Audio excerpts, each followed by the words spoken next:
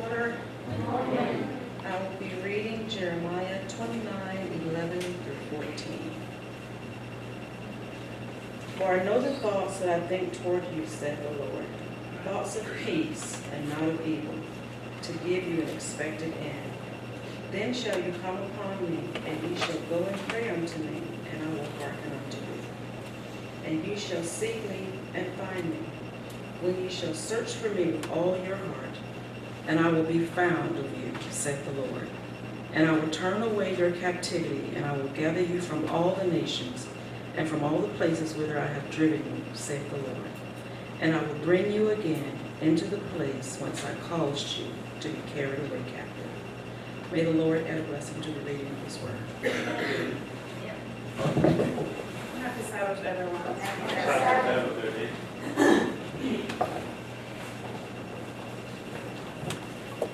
Come, thou fount of every blessing, tune my heart to sing thy praise. Streams of mercy never ceasing, calls for songs of loudest praise. Teach me ever to adore thee. May I still thy goodness prove, while the hope of endless glory fills my heart with joy and love. Here I raise my Ebenezer, hither by thy help I've come, and I hope by thy good pleasure safely to arrive at home. Jesus sought me when a stranger, wandering from the fold of God, he to rescue me from danger interpose his precious blood. Oh, to grace how great a debtor daily I'm constrained to be. Let thy goodness like a fetter bind me closer still to thee.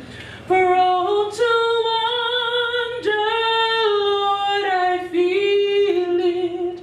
Prone to leave the God I love. Here's my heart. Oh, take and seal it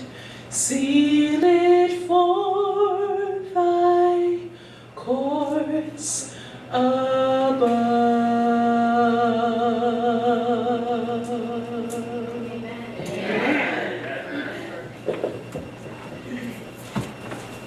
I know I'm waiting for the day when I can be in heaven and sing without driving people away. It's always a joy when I hear people sing. It's a very good song. To rest in God's hands. Just bow our heads for a word of prayer. Father in heaven, once more we come to you and to say thank you. Thank you for your love. Thank you, Father, for being our Creator, our Sustainer, and our Redeemer.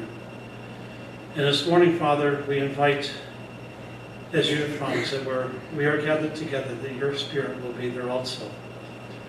Thank you for inviting us into your presence, into your house, that we may worship you. In Jesus' name, amen. Last time I was here, I talked about a puppy dog. I don't know if you remember, but his name was Journey. And this morning I'd like to talk about a little bit different type of journey. It's more or less a personal journey. And, you know, it's always easy when the journey is somebody else's. We've all probably given advice to somebody, whether it be at a funeral, whether it be in an illness. We always just say, hold on to the Lord, everything's going to be all right. And that's fine when the journey is somebody else's.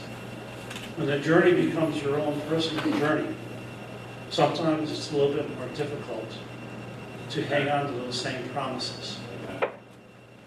And I titled my sermon today, I changed it a little bit from what was probably in the bulletin, to When You Are the Story. A lot of times in the Bible, there are stories of faith, courage.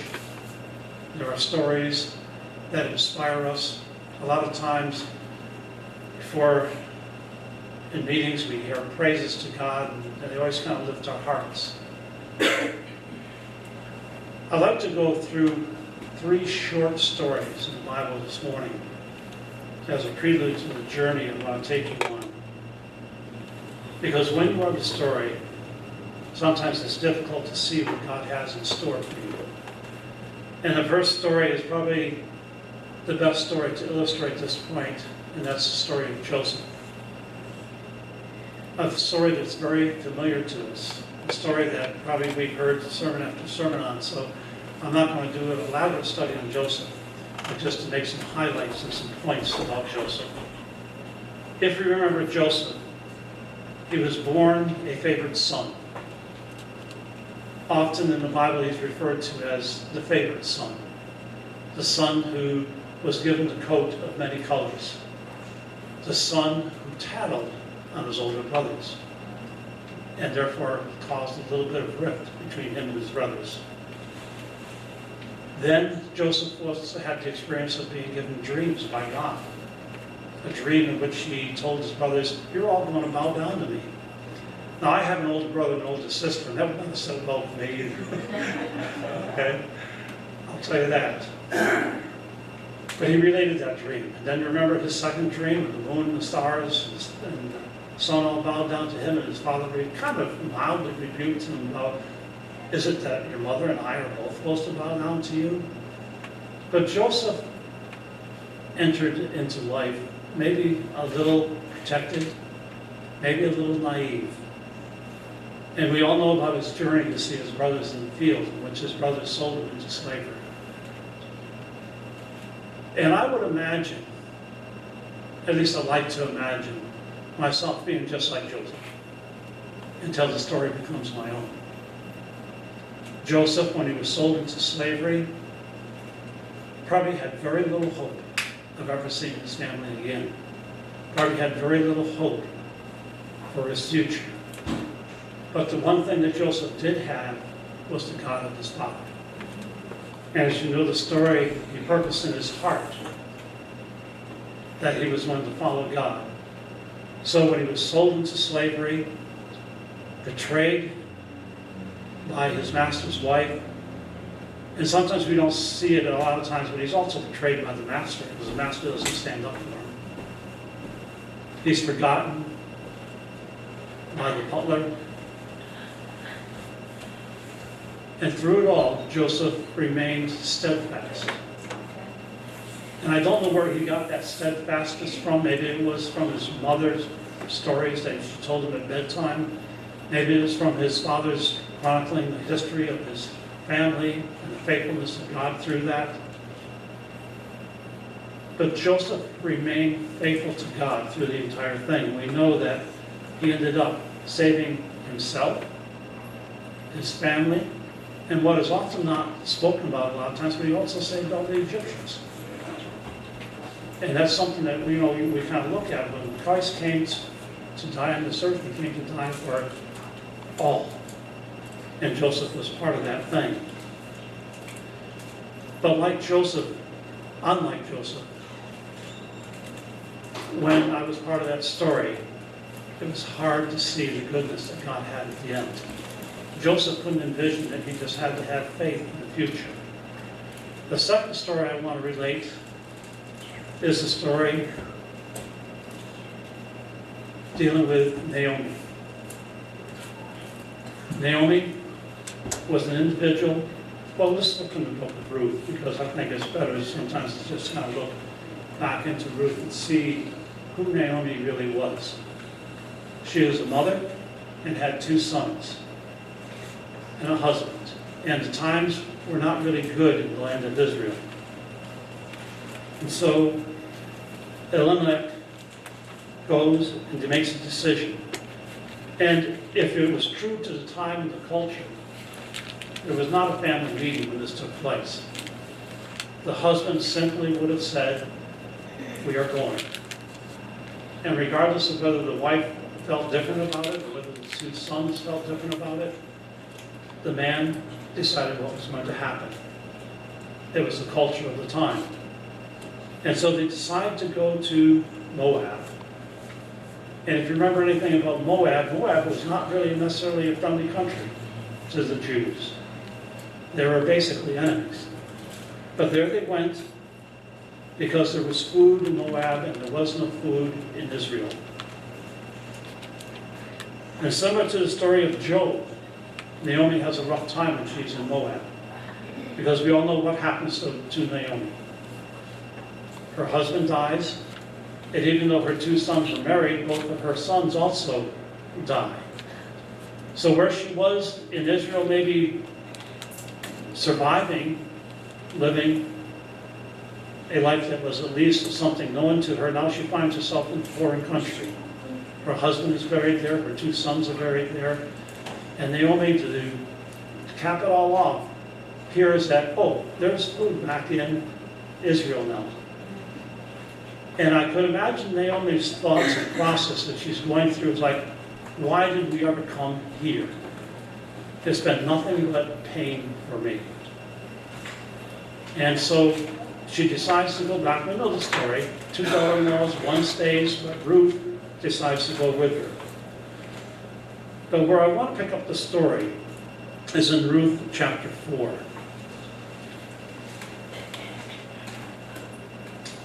I'm going to go back a little bit further, closer to that. I'm going to go, let me see if I want to bring it. When she returns to Israel, she is greeted very friendly, and people said, "Oh, is this Naomi?" They are greeting her with pleasantries.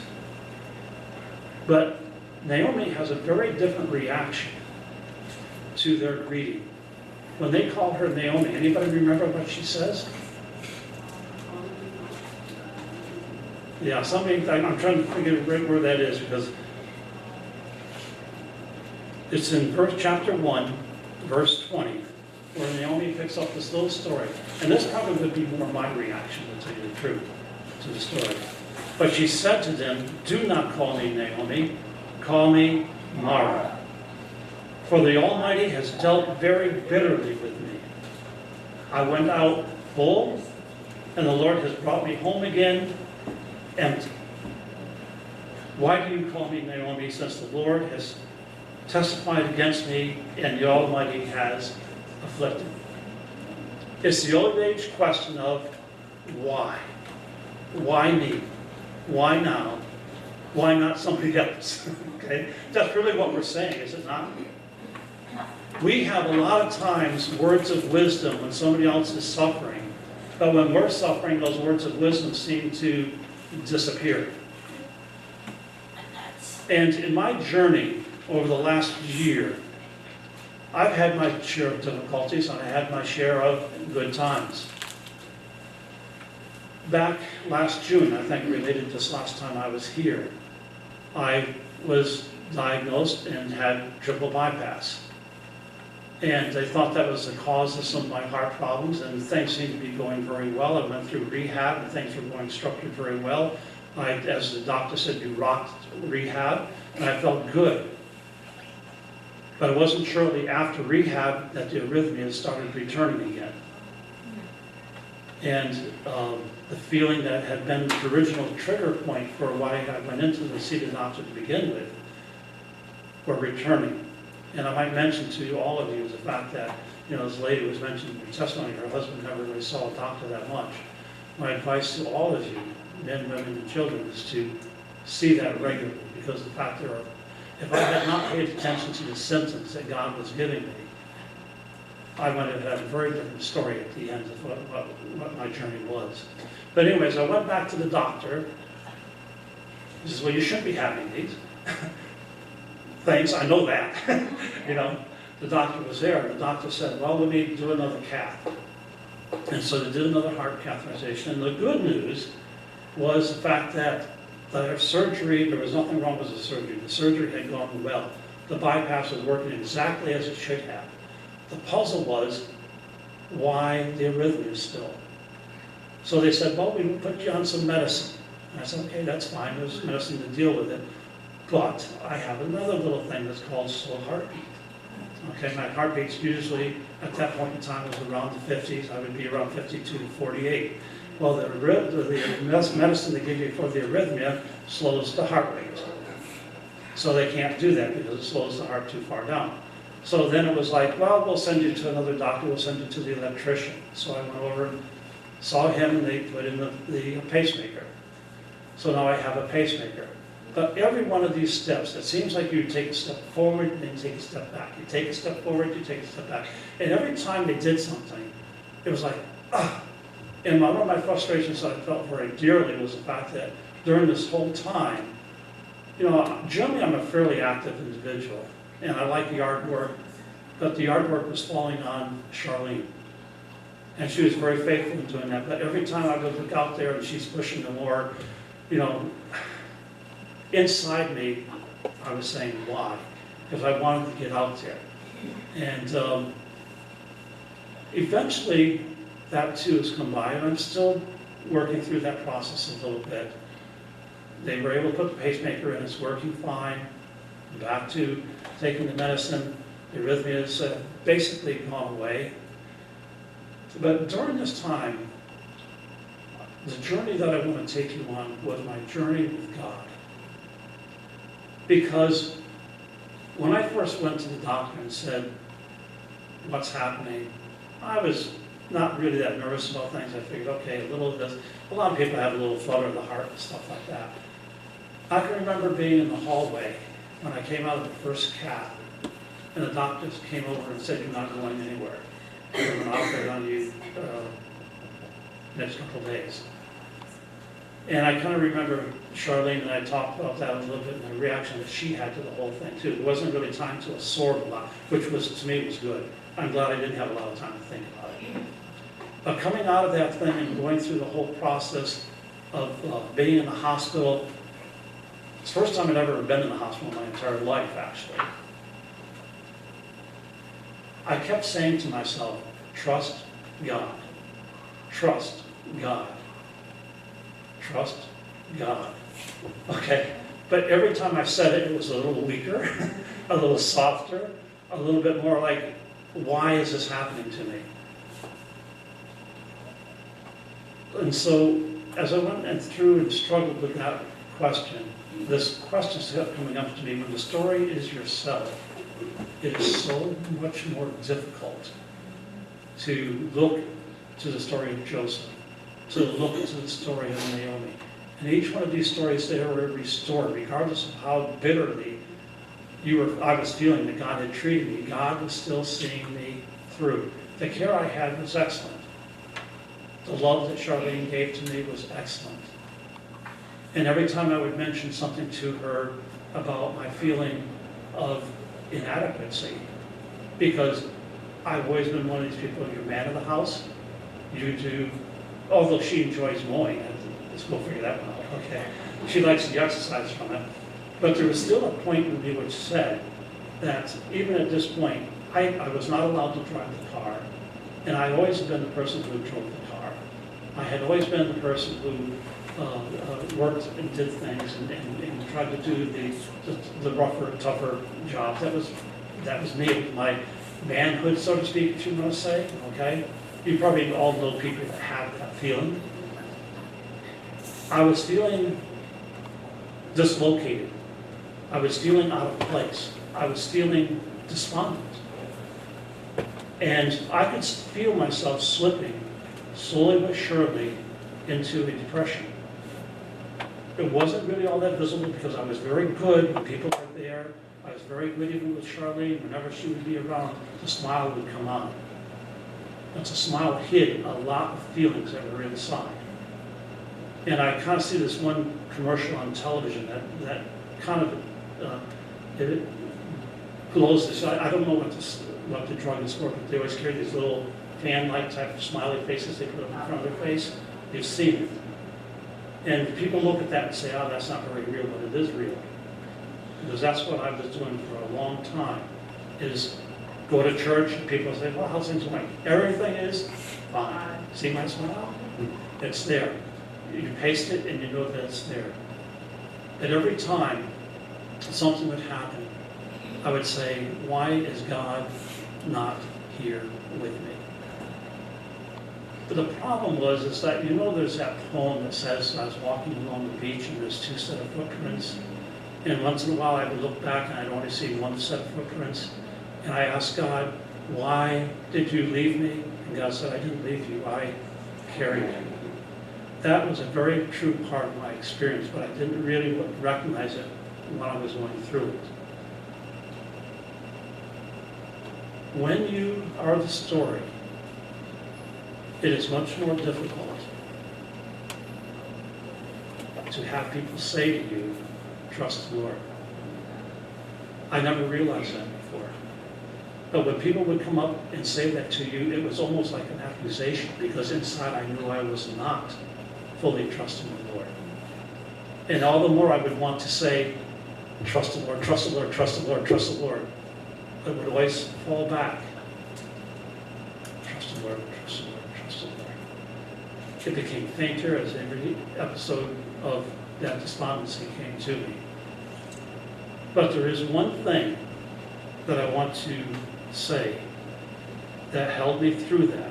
One is my knowledge of God. I knew God, because I knew the story. I knew Joseph. Joseph could not see the future, but God had said, I will give you, going back to Jeremiah, I will give you hope and a future. And Joseph had to cling to that. And he clung to it and did everything he could correctly to get himself back into the position where he needed to be.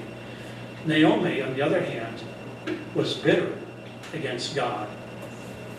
But even in her bitterness, God did what? Restored her. When she comes in and Ruth marries Boaz, okay, I have to always get the name right, I don't want to jump generations here.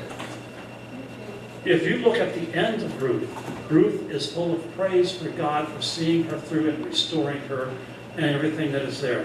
Matter of fact, if you go with me to Ruth, in the 4th chapter, the 13th verse, it says, so Boaz took Ruth and she became his wife, and when he went to her, the Lord gave her conception, and she bore a son.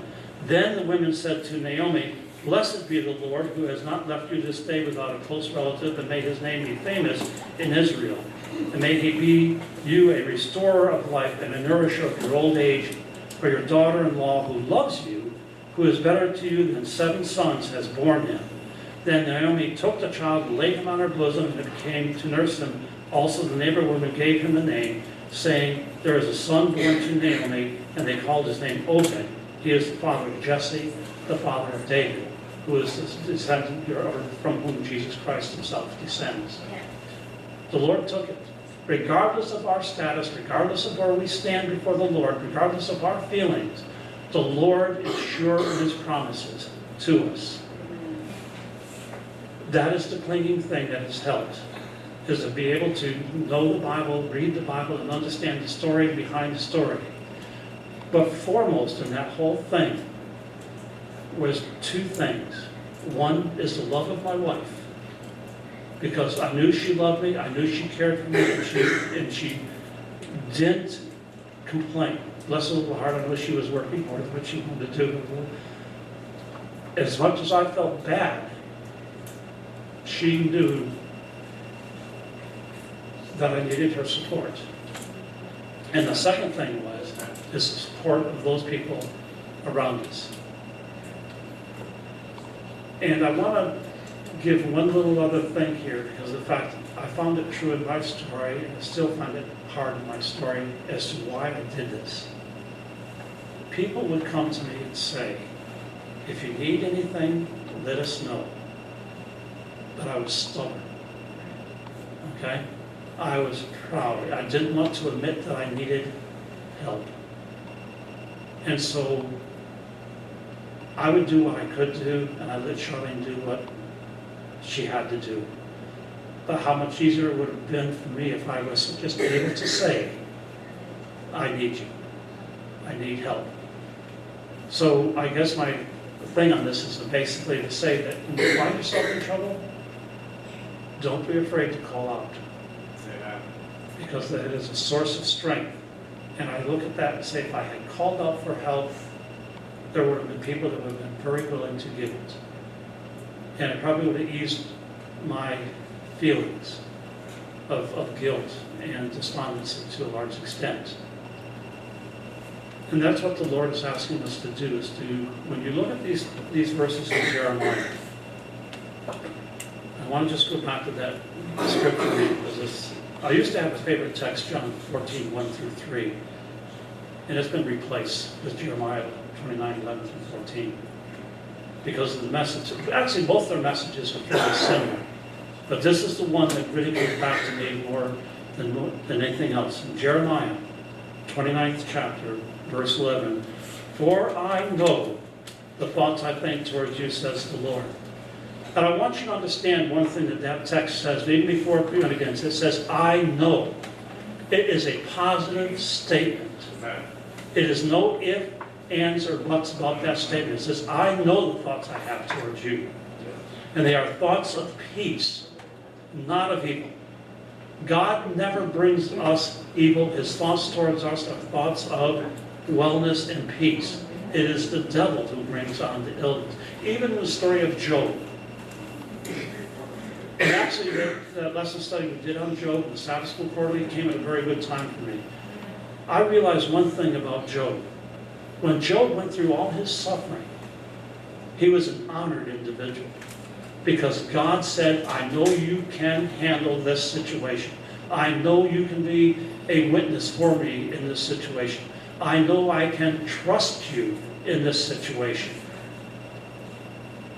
A lot of times we don't think about Job in that manner.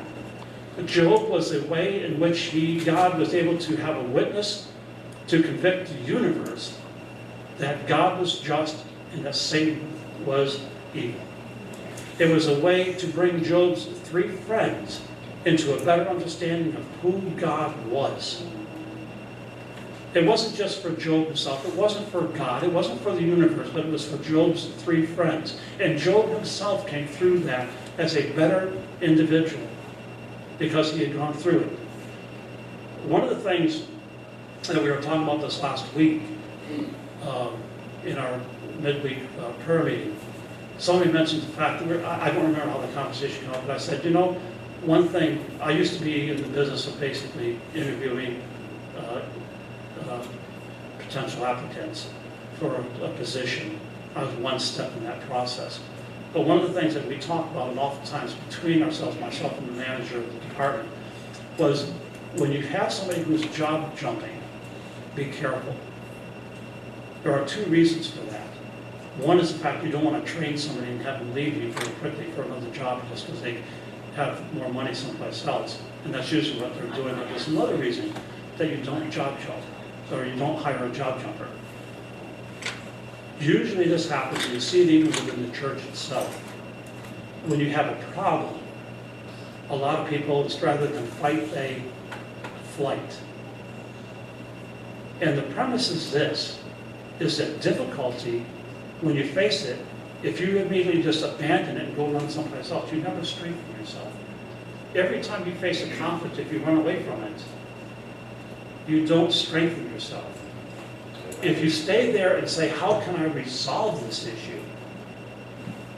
Then you say, okay, if you learn how to resolve the issue between you and another coworker, even if they're equal to themselves, okay, or you resolve that issue between you and your boss, then you have actually gained strength because you have learned how to deal with the difficulty. And I think God does the same thing with us. He brings us through difficulties to strengthen our faith and trust in Him, that we would never in any other capacity be able to understand how we can trust God to that extent. It's a difficult lesson to have to want to learn, but it is there. So when I read Jeremiah and it says, I know the thoughts I have towards you, and they are thoughts of peace, I can take comfort from that because God is going to work it out. Whether it's in this world or another world, God always, I'm just another little thought, I'm sorry, I just, as I get impressions here. When you pray for healing for an individual, always remember God always heals. It may be immediate, it may be in the future, or it will be when He comes. There is always, the healing will take place. It's just that we have to depend on God's timing. And God knows a lot more than I do. I've learned that. Then the second part of this thing is that He gives us thoughts of peace to give you a future and a hope. God is in the business of hope. He is in the business of the future. Here or eternally, it doesn't make any difference. Then you will call upon me and go and pray to me. And I like the next line that follows that, because our responsibility in this whole thing is to call upon the Lord, pray to the Lord, and He promises, and again it's a very positive statement, I will listen. Okay? He's going to hear you. Then He says, and you will seek me and find me when you search for me with what? All of your heart. And again, He makes a very positive statement. I will be found by you. He leaves no doubt in there, as long as we follow the pattern that He has set up here in these verses. Then I like the last part of this, and I will bring you back from your captivity. Where was I captive? I was captive to the suggestions of Satan. He was the one that brought me despondency, not God. He was the one that brought me doubt, not God. He was the one who said to me, don't accept help, because God had offered the help. And when I look back on this experience, this journey that I took, I realized how much I failed myself, how much I failed Charlene, by not just simply saying to God, you have provided for it, let me accept what you have given to me. And that's really what salvation is all about, is it not? God has made the provision. It is up to us to accept the provision. So we don't have to look at the story of Joseph and say, oh man, if only I could be like him. We don't have to look at Naomi and say, oh yeah, that's the way I feel bitter. Our experience can only be the slight little one that's in between there. I think of Esther, who when Mordecai came to her and said, now is your time to shine. She says, let it be. But her response to Mordecai was what? Two things. If I die, I die. But the other part of that is I want you now to go out and pray and fast for 3 days. And I will do likewise with my maids. Okay? And we will do that. And then when she went and appeared to Xerxes, or I can't remember his name at that point, that's given to him in the Bible, but it is Xerxes in the Greek, I can't remember his name, it was Xerxes, I remember. When she appears before him, he extends the scepter to her. Now I want you to understand one thing. Vashti, who was the former queen, was banished for what reason? Actually, almost the same thing. He was the king, and whatever the king said, you did. The rules of the Persian. Remember that thing? Once the king said it, it was fast. It couldn't be changed. Vashti was commanded by the king to come to his banquet, and she refused until she was vanquished. That's the rule that they had. You obey the king. The second rule was that you never appeared before a king without an invitation. Very strict. It was there. So Esther had to realize the fact that if she appeared before the king without his summoning her, she was likely to be banished or to be killed. There was only one exception to that rule. He extended the scepter to her. And so when she appears, she has no reason to believe that she may or may not survive that encounter. But she did everything she could have to make that preparation possible. She prayed, she fasted, and she presented herself in her best light. Okay? And she comes to him and he extends the scepter. And then you know the rest of the story with Esther. But that's what God has in mind for us. When we approach God, are we worthy? No. But he basically, in that story, he extends his scepter and says, all is forgiven, approach. Okay? And that's what it's about. So this is what I see in here. And I was captive to my own inadequacies, to my own doubts, to my own fears, to my own pride. Okay?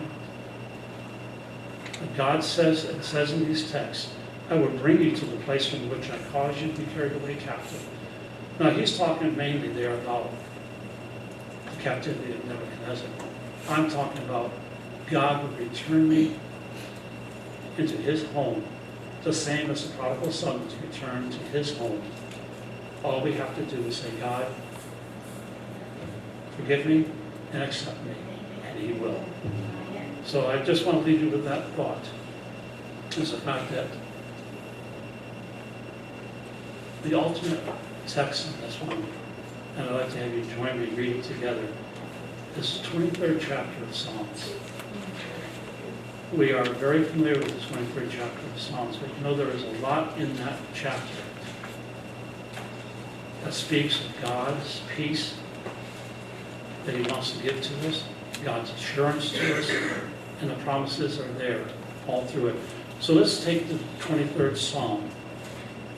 If you have your Bibles, let's open up to it and read it together. The Lord is my shepherd. I shall not want. He makes me to lie down in green pastures. He leads me beside the still waters. He restores my soul. He leads me in the paths of righteousness for his name's sake.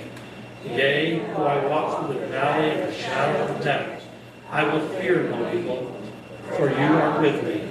Your rod and your staff, they comfort me. You prepare a table before me in the presence of my enemies. You anoint my head with oil. My cup runs over. Surely the goodness and mercy shall follow me all the days of my life, and I will dwell in the house of the Lord forever. And that applies to us today. I live in the house of the Lord forever. Amen.